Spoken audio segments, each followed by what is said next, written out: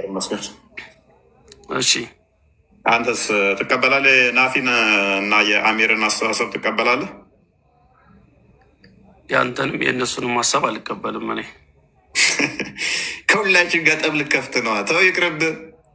ለምን መሰለህ? እሺ ምክንያቱም ሁለታችሁም የተሳሳተ መንገድ ላይ ስላላችሁ ነው። እነሱም አንድ መንገድ ይዘው ሌላ ጎራ ናቸው። አንተም ሌላ መንገድ ይዘህ ሌላ ጎራ ላይ ነው ያለው። ችግር የለውም። እሺ በጣም እኔ ግን ትንሽ የገረመኝ እፎይ ይቅርታ አድርግልኝና ልጠይቅህ። እናንተ እግዚአብሔር በሰማይ እንዳለ ነው የምታምኑት አይደለም? በሰማይ ነው ያለው ማለት ምን ማለት ነው እኮ? በሰማይ ነው ያለው ብላችሁ አይደለም የምታምኑት እናንተ እንደ ክርስቲያን? እንደናንተ ከአርሽ በላይ እንደዚህ እየተንጠለጠለ? ቆይ እኔ አሁን የእናንተን የጠየቅኩ በሰማይ ነው ያለው ብላችሁ ነው የምታምኑት አይደለም? በሰማይ ነው ያለው ማለት ምን ማለት ነው? ዲፋይን አድርገው። እሱን አንተ አብራራልኝ እንጂ በሰማይ ተከታይ አንተ እኮ ነህ። እኔ አይደለሁም የእምነቱ ተከታይ፣ የክርስትና እምነት ተከታይ አይደለሁም። አንተ ነህ የክርስትና እምነት ተከታይ አይደል? ስለዚህ ልታብራራልኝ የሚገባ አንተ ነህ። እኛ አምላካችን አባታችን ነው በሰማይ ያለ ስንል ከፍታውን ልዕልናውን እየገለጽን ነው። ከፍ ያልከነህ ማለት ነው። ደረጃውን እየገለጻችሁ ነው ማለት ነው። በሰማይ የተቀመጠ ምናምን ብለን እያሰብናለን። አሁን በአማርኛ አሁን ለምሳሌ በሰማይ ነው ያለው ይባላል። አንድ ደረጃ ለመግለጽ ከፍታን ለመግለጽ የአንድን ነገር ደረጃው ከፍ ያለ መሆኑን ለመግለጽ አሁን በሰማይ ነው ያለው ይባላል። አማርኛ አገላለጽ አለ እንደዚህ አይነት አገላለጽ። በሰማይ ነው ያለው ማለት ይባላል ወይ አለ ወይ? በሰማይ ላይ በረርክ ይባላል እኮ። ከፍ አልክብኝ ሲባል በሰማይ ላይ በረርክ እኮ ይባላል። መሬት ነካ እንላለን። ቀዝቅዝ ዝቅ በል ማለት ኤኒዌይስ አማርኛ አይደለም ሲጀመር። መጽሐፍ ቅዱስም አስቀድሞ የተጻፈው አማርኛ እንዳልሆነ ማወቅ አለብን። ነገር ግን ከፍታን ለማሳየት በአማርኛ የሚባል አለ። እፎይ ዛሬ ለምሳሌ የገበያው ሁኔታ ስለሆነ ነገር ሰማይ ወጣ ቢባል ሰማይ ላይ ወጣ ማለት አይደለም፣ ከፍ አለ ማለት ነው። ተወደደም ማለት ውድ ነው የላቀ ነው ለማለት ይመጣል በአማርኛ። እሺ ከድር ነው ስምህ? ማነህ?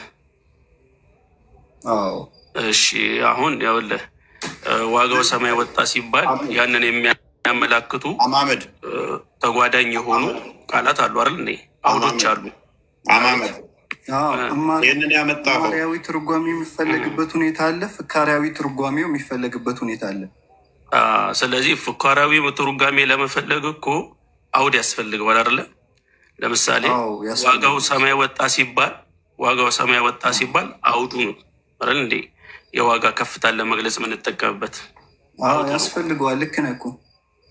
ስለዚህ አውድ ከሌለው በየትኛውም ቋንቋ አማርኛም ብለው ሌላውም ቋንቋ ትርጉም የሚሰጠው መሰረታዊ በሆነ በመዝገበ ቃላታዊ ፍቺው ነው አይደለም? ልክ ነህ። ስለዚህ ጥሩ። እኔ አሁን እንድታስረዱ የምፈልገው እዚህ ጋር ነው። ለምሳሌ አንተም ሆንክ ናፊም ወይም አሚርም ማለት ነው ቁርአን ላይ አላህ ሱብሓነሁ ወተዓላ እጅ እንዳለው ተናግሯል አይደል? አልተናገረም?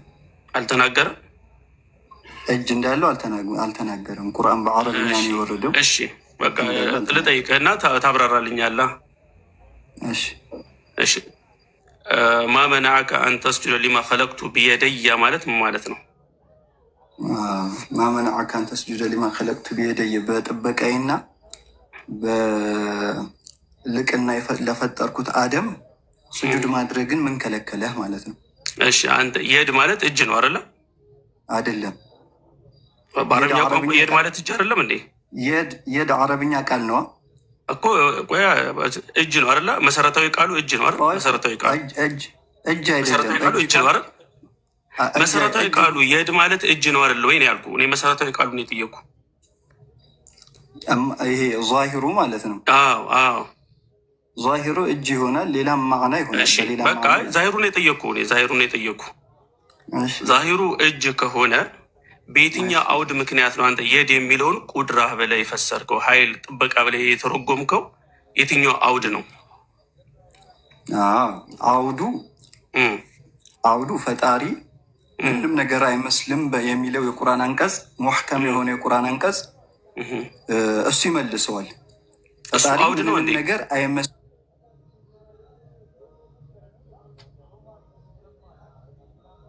የሚለው ማለት ነው። አንደኛው እሱ እኮ አውድ አይደለም እኮ። ሁለተኛው ስማኛ አንዴ ስማኛ አንዴ። እሺ ሁለተኛው ደግሞ እጅ ብለህ ከተረጎምከው ፈጣሪ ወይ አንድ እጅ ያለው ልትል ነው፣ ወይ ከሁለት እጅ ያለው ልትል ነው፣ ወይ ከሶስት በላይ ብዙ እጅ ያለው ልትል ነው። በምን ራስክ ባመጣው በቁርአን እንዳንተ አተረጓጎም እጅ ተብሎ ከተተረጎመ። ምክንያቱም ማመናዐከ አን ተስጁደ ሊማ ኸለቅቱ ቢየደይ የሚለውን ሁለት እጅ ብለህ ከተረጎምከው ወሰማአ በነይናሃ ቢአይዲን ደግሞ ይላል በእጆቻችን ብለህ እንትን ልትለው ነው። ከሶስት በላይ ልታደርገው ነው። በእጆቻችን አይዲን ማለት ብዙ ሲሆን ነው። ሌላ ቦታ ላይ ደግሞ የዱላሂ ፈውቀ አይዲሂም ብሏል። እነኛ ሰሃባዎች ከነብዩ ጋር ሰለላሁ ዐለይሂ ወሰለም ሙባይዓ ቃል ሲጋቡ እጅ ለእጅ ደራርበው ነበር። ቃል ሲጋቡ እጅ ለእጅ ደራርበው ነበርና የዱላሂ ፈውቀ አይዲሂም ይህን ቀጥታ እጅ ብለህ ከተረጎምከው የአላህ እጅ እነሱም እጅ በላይ አለ፣ እጃቸው ላይ ጭነዋል ብለህ ልተረጉመው። ስማኛ እንዴ ለዛ ስማኛ እንዴ እዛ አላህ በቁርአን ምን አለን? ሱረቱ አልዕምራን ላይ ከቁርአን እማሪያዊ ትርጓሜ እና ፍካሪያዊ ትርጓሜ ያላቸው እንዳሉ ሲነግረን ወለዚ አንዘለ ዐለይከል ኪታበ ሚንሁ አያቱን ሙሕከማቱን ሁነ ኡሙል ኪታብ አለ። አላህ ነው በአንተ ላይ ቁርአንን ያወረደው፣ ከሱም ውስጥ ሙሕከም የሆኑ አያዎች አሉ፣ እማሪያዊ ትርጓሜያቸው የሚፈለግበት ወኡኸሩ ሙተሻቢሃት፣ ሌላ የተቀሩ ደግሞ አሻሚ ትርጉም ያላቸው አሉ አለ። ወኡኸሩ ሙተሻቢሃት ፈአመ ለዚነ ፊ ቁሉቢሂም ዘይግ፣ እነኛ ልቦቻቸው ላይ ጥመትን የተሞሉ ሰዎች ፈየተቢዑነ ማ ተሻበሀ ሚንሁ፣ ከቁርአን ሙተሻቢሁን ይከታተላሉ አለ። ሙተሻቢሁን ማለት እንደዚህ የዲልና እጅ ያለው አሁን እንዳንተ አይነቱ ማለት ነው። ከዛ በኋላ ሌላ ቦታ አይን ይልና አይን አለው ብሎ በክፍለ አካል ይገልጸዋል ማለት ነው። ለዛ ምን አለን አላህ በቁርአን ጥርት ባለ ገለጻ ፈአመ ለዚነ ፊ ቁሉቢሂም ዘይግ፣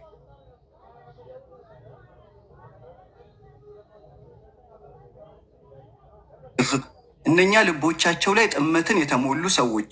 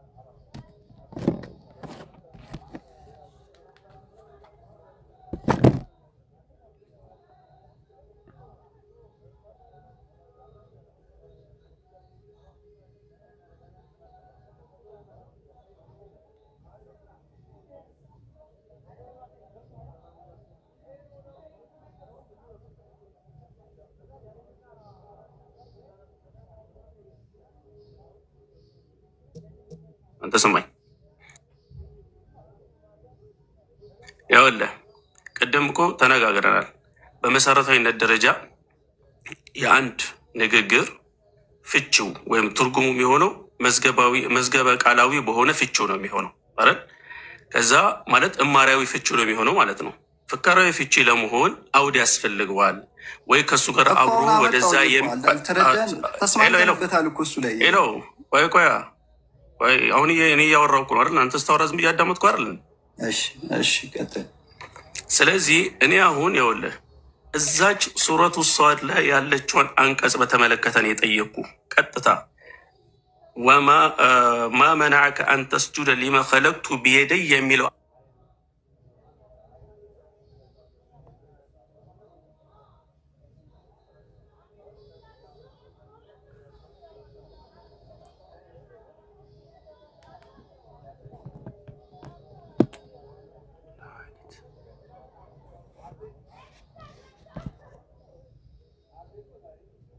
ነገር አለ ወይ? ደግሞ ግልጽ ለማድረግ ያህል የአንተ ነጥብ ደግሞ ሁለት እጅ ያለው ብለህ ለማመን ነው አይደል? ያመጣኸውችን ሁለት እጅ ያለው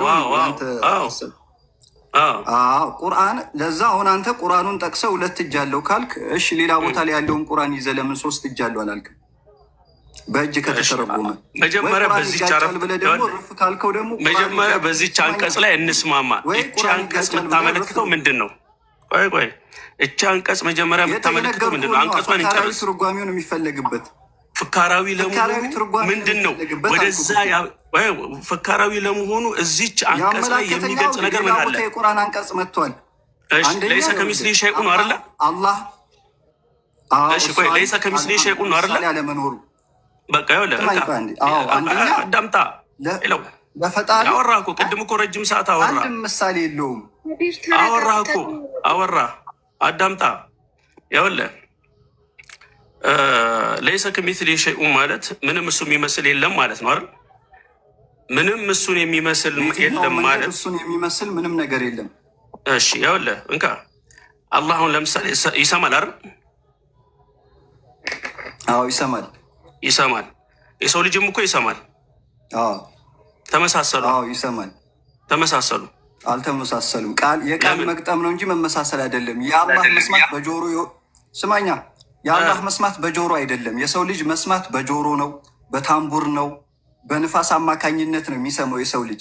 የፈጣሪ መስማት ግን እዚህ እሱ አሰማም ነው እንጂ እንካ ይኸውልህ እንካ አሁን እኔ የጠየቁ ቀጥታ ቆይ ያሰማሙን ሁኔታ አይደለም የጠየቁ መስማት የሚለው ቃል ነው።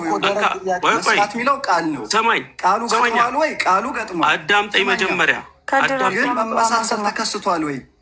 አዳምጠኝ መጀመሪያ እኮ አዳምጠኝ መጀመሪያ ይለው ይኸውልህ መስማት ማለት ድምፅ መስማት ማለት ነው አይደል? መልስልኝ። መስማት ማለት ድምፅ መስማት ማለት ነው አይደለ? መስማት ማለት ድምፅ መስማት ማለት ነው አይደል? መስማት ማለት የሚሰማን ነገር መስማት ማለት እኮ ድምፅ መስማት ማለት ነው። የሚሰማው ድምፅ ነው። ከድምፅ ውጭ የሚሰማ ነገር አለ እንዴ? የሚሰማን ነገር መስማት ማለት ነው እኮ ድምፅ መስማት ማለት ነው አይደለም እንዴ?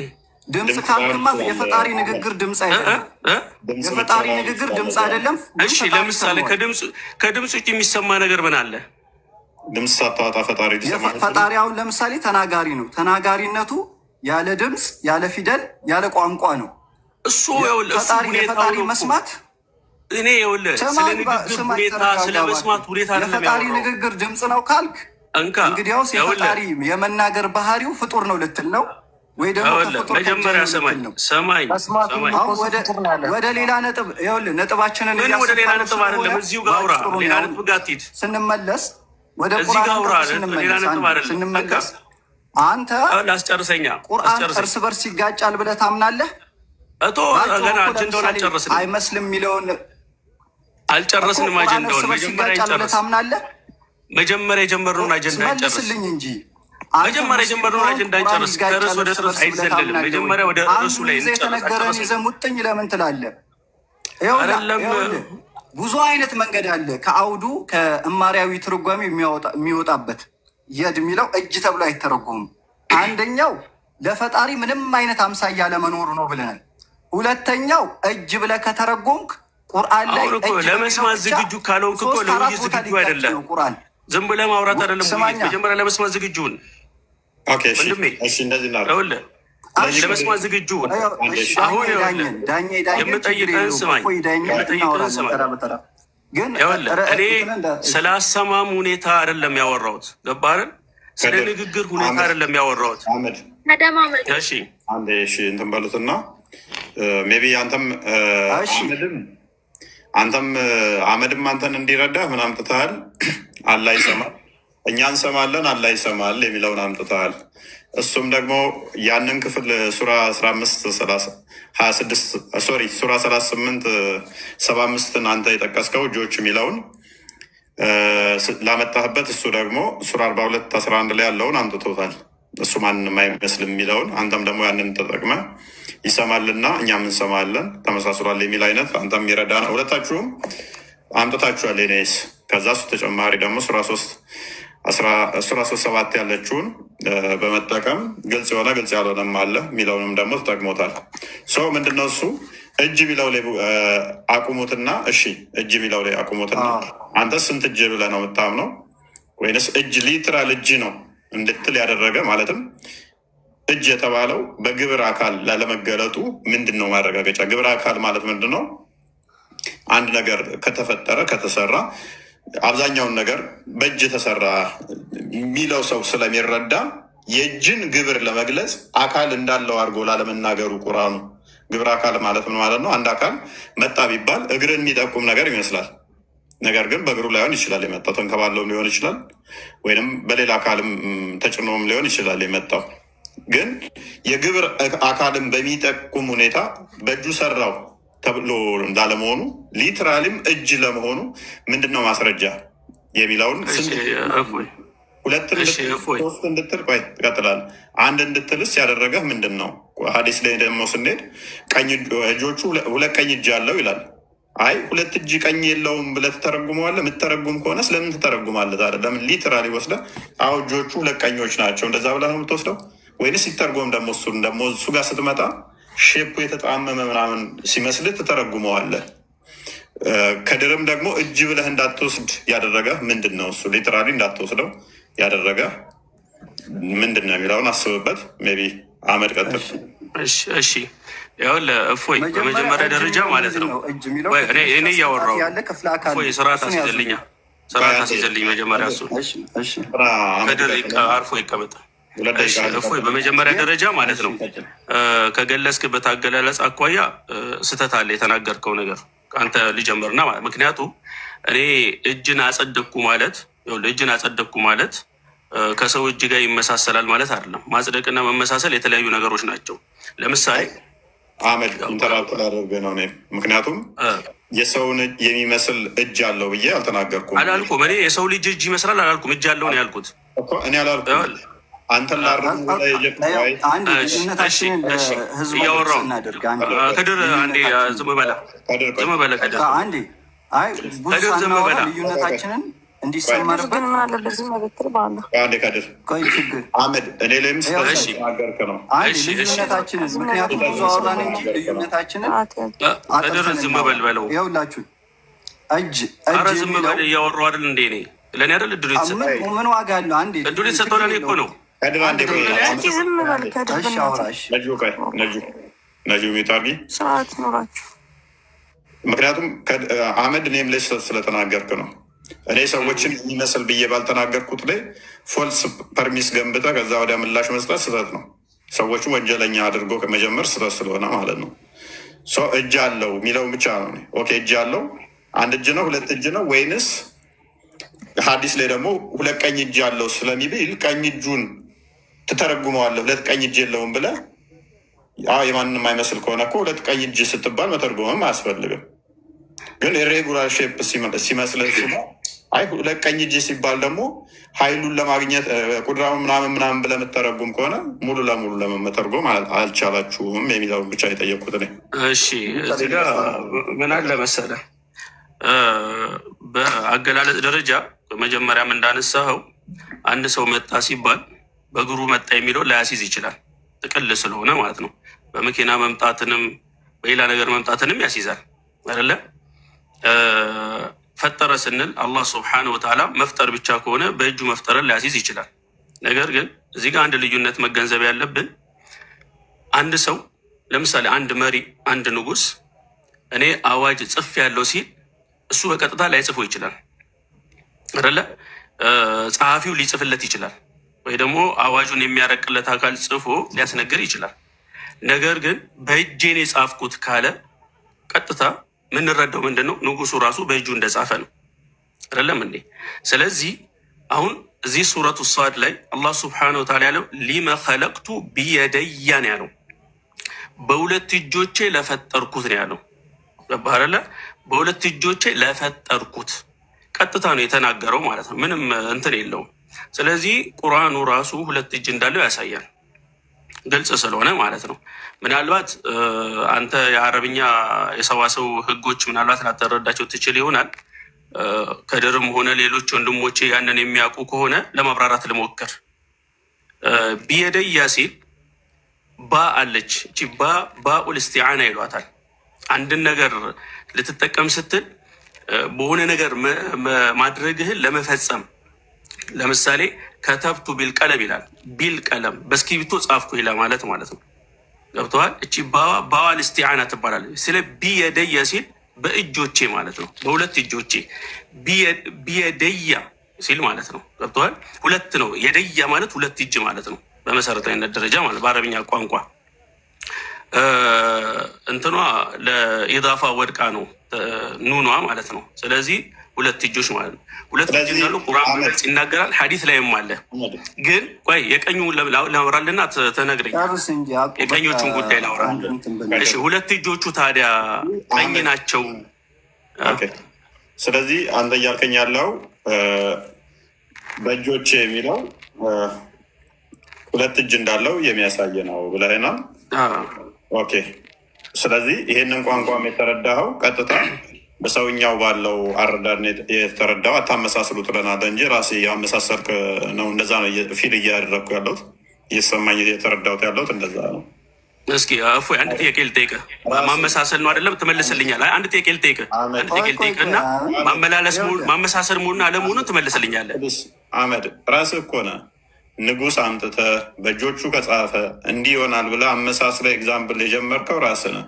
ቁርአን ላይ በምንም በፍጡር ምሳሌ አትስጡኝ ብሎ ምሳሌህን ገንብተህ የጀመርከው ራስህ በንጉስ አድርገህ አንተ ነህ፣ እኔ አይደለሁም። ቀጥል። አሁን ወደ ሁለት እጅ ወዳልከው ቀጥል። እሺ እፎይ መጀመሪያ አጀንዳ ትዊስት አታድርግ።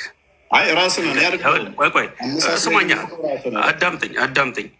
ይኸውልህ ምንድን ነው ነገር በምሳሌ ነው የሚገባው አይደለም እንዴ? አሁን እያወራን ያለ ነው። እስኪ ስማኛ፣ አሁን እያወራን ያለ ነው ስለ ቋንቋዊ አጠቃቀም ነው። ቋንቋዊ አጠቃቀም ስናወራ ሰው በሚገባው ልክ ነው የሚነገረው፣ በጭንቅላቱ ልክ ማለት ነው። ገብቶሃል? የሰው ልጅ ባየው ነገር ነው እንጂ ነገሮች የሚረዳው አይሰማኝ። ስለዚህ ሜታፎሪክ ነው ወይንም ደግሞ ምሳሌያዊ ነው ካልክ እኮ እሱንም መከልከል አትችልም። እንደዛ ከሆነ እሱም የሚመጣለት ምሳሌ መጠቀም ይችላል ማለት ነው። እፎይ ይኸውልህ እስኪ ለምሳሌ አንተን ወደ ጠይቀህ ገብቶሃል? አንተ እጅ አለህ አይደል? እሺ እጅ አለህ። እሺ ባልዲም እጅ አለው አይደል? ባልዲ እንዴ በምንድን ነው የምትይዘው? ማንጠልጠያ እኮ። ታዲያ ያው እጅ እኮ ነው የሚባለው። በርም እኮ ከፍተህ ስትገባ እጅ አለው አይደል እንዴ? በእጅ ይዘህ የምትገባው የምትከፍትበት አለው አይደል እንዴ?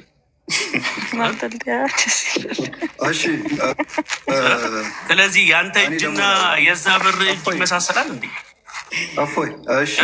በጣም እጅ መመሳሰል አሁን ካነሳው ብጀምር መመሳሰል መመሳሰል በከፊል መመሳሰል የሚባል ነገር አለ። ሙሉ ለሙሉ መመሳሰል በከፊል መመሳሰል። እጅ የሚለው ቃል እማሪያዊ ትርጓሜው ከተያዘ ከትከሻ እስከ ጣት ያለ ክፍለ አካል ማለት ነው። እጅ የሚለው ቃል እማሪያዊ ትርጓሜው ከተያዘ ከትከሻ እስከ ጣት ያለ ክፍለ አካል ነው። ፍየልም በለው ድመትም በለው የትኛውንም እንስሳ በለው እጅ ከተባለ ከትከሻ እስከ ጣት ያለ ምን ክፍለ አካል እጅ ይባላል። የእኛና የእንስሳ እጅ ይለያያል ወይ? አዎ በከፊል ይለያያል፣ ግን በከፊል ደግሞ ይመሳሰላል። አሁን ጥያቄ አላህ እኔን የሚመስል ነገር ምንም ነገር የለም ሲል በከፊል እኔን የሚመስል ነገር አለ ብሏል እንዴ ቁርአኑ ላይ? ወለም የኩን ለሁ ኩፍወን አሐድ አንድም አምሳያና ብጤ የለኝም ነው ያለው። ለዛ ለአላህ የድ እያለ የሚመጡ የቁርአን አንቀጾችም ይሁን ሐዲሶች የሚፈለግባቸው ይህ እጅ የሚባለው ከትከሻ እስከ ጣት ያለ ክፍለ አካል ሳይሆን የሚፈለግበት ባህሪ ነው። ሲፋ በባህሪ ነው የሚያዘው። መንግስት እጅ ገባ ገሌ ሲባል በመንግስት ቁጥጥር ስር ዋለ ማለት ነው። ለምሳሌ ነገ አላህ ነፍሴ በአላህ እጅ በሆነው እምላለሁ ይላሉ ነቢዩ ሰለላሁ ዐለይሂ ወሰለም። ነፍሴ በአላህ እጅ በሆነው እምላለሁ። ነፍሶቻችን በአላህ እጅ ናቸው ይባላል። ያ ማለት ነፍሶቻችን ተሰብስቦ ከአካላችን ወጥተው የተሰበሰቡና ከአርሽ በላይ ተብሎ ከተሳለ እጁ እዛ ሆኖ ነፍሶቻችን እዛ ናቸው፣ እዚህ የሉም፣ እዚህ ነፍስ የለንም ሊባል ነው ማለት ላ። ይሄ አይደለም። ለዛ ዑለማው ተውሒድ ምን አሉ? ለአላሁ ስብሓነሁ ወተዓላ ክፍለ አካልን የሚገልጽ የመሰለ ዛሂሩ ሲታይ የመሰሉ የቁርአን አንቀጾችም ይሁን ሐዲሶችም በፊት ለፊት ትርጉማቸው መያዝ ኩፍር ነው አሉ። ታላቁ ዓሊም ማናቸው? አላሁመ ሰሊ ዐላ ሙሐመድ አሕመዱ ሪፋዒ እና ቁርአኑ የሚያለም ምንድን ነው? እነኛ በልቦቻቸው ላይ ጥመትን የተሞሉ ሰዎች እነኚህ ቁርአኖችን ሙተሻቢ የሆኑ ቁርአኖችን ይከታተላሉ። ለምን? ሰዎችን ፊትና ላይ ለመጣልና ሰዎችን ለማጥመም እንደፈለጉት ሊተረጉሙ አለ። ለዛ አሁን ይሄ አህመድ ይህንኑ ጥቅስ ተጠቅሞ አንተነ ጥመት ውስጥ ሰዎችን ለመክተት እጅ የተባለውን በቀጥታ እያጠመምክ ያለኸው ብሎ ይህንን ጥቅስ መጥቀስ አይችልም? ጋድር ሶሪ አህመድ አይችልም። ለምን አልችልም? ለምን? ምክንያቱም እኔ መሰረት አድርጌ ይዤ የመጣሁት አምሳዬ የለውም የሚለውን ነው። ስማኛ ልጥቀስልህ፣ ትመልሳለህ። ፍቀድልኝ እፎ ያንዴ ትጠቅሳለህ። አንተ እኮ አውርታል እኮ ስማኛ። እኔ መሰረት አድርጌ እያወራሁበት ያለው የቁርአን አንቀጽ ሙሕከም ይባላል። ስማኝ እፎይ፣ የቁርአን አንቀጽ ሱረቱ አልዒምራን ላይ ቅድም የቀራሁት ሁወ ለዚ አንዘለ ዐለይከ ልኪታበ ሚንሁ አያቱን ሙሕከማቱን፣ ከቁርአን ውስጥ ሙሕከም የሆኑ አያዎች አሉ። ሁነ ኡሙል ኪታብ፣ እነሱም የቁርአኑ እናት ናቸው አላቸው። ሙሕከሞች እነማን? አላህ አምሳያ የለውም፣ አላህ አንድም ብጤ የለውም የሚሉ አያዎች ሙሕከም ናቸው። እናት ሲል ለሌሎቹ መተርጎሚያ ማለት ነው። እነሱ በምን አወቃቸው? እነሱ የእምነቱ መሰረት ናቸው የተባሉትን የእምነቱ መሰረት ናቸው ግልጽ የሆኑት የሚባሉት አንተ ያልካቸውን ለመሆኑ በምን እርግጠኛ ትሆናለህ? ምክንያቱም እነኚህ ናቸው ግን እነኚዎቹ ደግሞ ሙተሻቢ ናቸው ተብሎ ስላልተነጠሉ። ምክንያቱም ማንኛውም አረብኛን የሚችል ሰው በሚያየው ሰዓት የሚያውቀው ነው። ለምሳሌ አላህ አምሳያ የለውም ሲባል አላህ አንድንም ነገር አይመስልም ሲል ሌላ ሰው መጥቶ ለምሳሌ ምንድን ነው የተፈለገበት ለማለት አይገደድም። ነገር ግን ለምሳሌ በልየዳሁ መብሱጠታኒ ወይም ደግሞ ሰማአ በነይናሃ ቢአይዲን ወይም ደግሞ የዱላሂ ፈውቀ አይዲህም የሚል የቁርአን አንቀጽ በሚመጣ ሰዓት ምንድን ነው የተፈለገበት ተብሎ ይጠየቃል። አሁን እሱ መሰረት አድርጎ የያዘው የቁርአን አንቀጽ በሚመጣ ሰዓት ምንድን ነው የተፈለገበት? ምክንያቱም ሙተሻቢ ነው፣ አሻሚ ትርጉም ነው ያለው። የድ የምትለዋ ቃል ብቻዋን 27 ትርጉም አላት። አላህ አምሳያ የለውም የሚለው ግን አምሳያ የለውም ነው፣ በቃ ሌላ አይደለም። አንድና አንድ ብቻ ጥርት ያለ ነው ትርጉም የተፈለገበት። የድ የምትለዋ ቃሏን ብቻዋን ብናያት 27 ትርጉም አላት፣ እሱም የሚያውቀው ነው። ለዛ እነኚህ ሙተሻቢ ተባሉ፣ አሻሚ ትርጉም ያላቸው። ለዛ አሁን እሱ መሰረት አድርጎ እያወራ ያለበት የቁርአን አንቀጽ አሻሚ ትርጉም ናቸው ብሎ አላህ የነገረንና ጥመትን የተሞሉ ሰዎች ይጠቀሟቸዋል ያለውን ነው ይዞ የመጣው። እኔ ደግሞ እየተጠቀምኩ ያለሁት ሙሕከሞችን ነው። በእነሱ ነው የሚተረጎሙትና እጅ ብላ አትተርጉም ነው። እዚህ ጋር ግን ግልጽ ለማድረግ አይደል እጅ የሚለው በራሱ እጅ ማለት ምን ማለት ነው? እጅ እማሪያዊ ትርጓሜ ከሆነ ከትከሻ እስከ ጣት ያለ ክፍለ አካል ማለት ነው። በፍካሪያዊ ትርጓሜ ገንዘብ በሚል ይመጣል፣ ኃይል በሚል ይመጣል። እሺ ኃይል በሚል አንተ የትኛውን ነው የምትቀበለው? እኔ ለአላህ እነኚህ በሚመጡ ሰዓት ፍካሪያዊ ትርጓሜ ነው የሚፈለግበት ነው ምለው። ለሌላም መጥቶ ለምሳሌ ዳውድ ነብዩላህ ዳውድ ስማኝ፣ ቆይ ነብዩላህ ዳውድ አሁን እንደሱ አተረጓጎም ብዙ እጅ አላቸው ሊል ነው። ለምን አላህ በቁርአን ላይ የእጃቸውን ችሎታ ኃይላቸውን ለመግለጽ ወዝኩር አብደና ዳውደ ዘል አይዲ ማለት ብዙ እጅ ማለት ነው። ብዙ እጅ ያለውን ዳውድን አስታውስ ሊሆን ነው እንደሱ ትርጓሜ ከሆነ ኃይል የነበረውን ማለት ነው። ብረት በእጁ የሚቀልጥለት የሆነን ዳውድን አስታውስ ኃይል በሚል ትርጓሜ አይዲ ይመጣል። እንደሱ ትርጓሜ አሁንም ቁርአን ሁለት እጅ አለው ሊባል ነው። ምክንያቱም አላህ ምን ብሏል? ላ የእቲህ ልባጢሉ ሚን በይን የደይሂ። ቁርአን እኮ ስህተት አይከተለውም በሁለት እጆቹ መሃል። ቁርአን ሁለት እጅ አለው እንዴ? ታዲያ ለአላህ ሲሆን ብቻ ነው እንዲ ሁለት እጅ አለው እንደዚህ ተብሎ የሚተረጉመው ቁርአን ነቢ።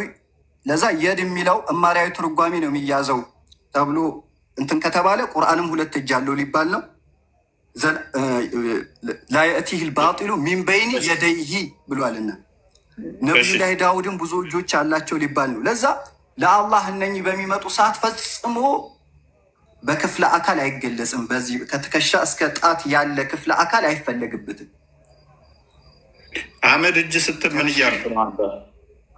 መጀመሪያ ለእሱ ላነሳቸው እንትኖች ምላሽ መስጠት ይጠበቅብኛል። ትቀጥላለህ። ወደ ጥያቄ እመጣለሁ። ይኸውልህ መጀመሪያ ከድር ትልቅ የሆነ የቋንቋ ድህነት አለብህ። እዚህ ጋር በጣም መግለጽ የምፈልገው ነገር ትልቅ የሆነ የቋንቋ ድህነት አለብህ። አንደኛ ንግግር በራስ ተገ ምክንያቱም ልናገር ትመልሳለህ። አሁን እየተናገርኩ አይደል እኔ ለምሳሌ ቅድምን ብላል የድ ማለት 27 ትርጉሞች አሉት። 27 ትርጉሞች ካሉት እዚህ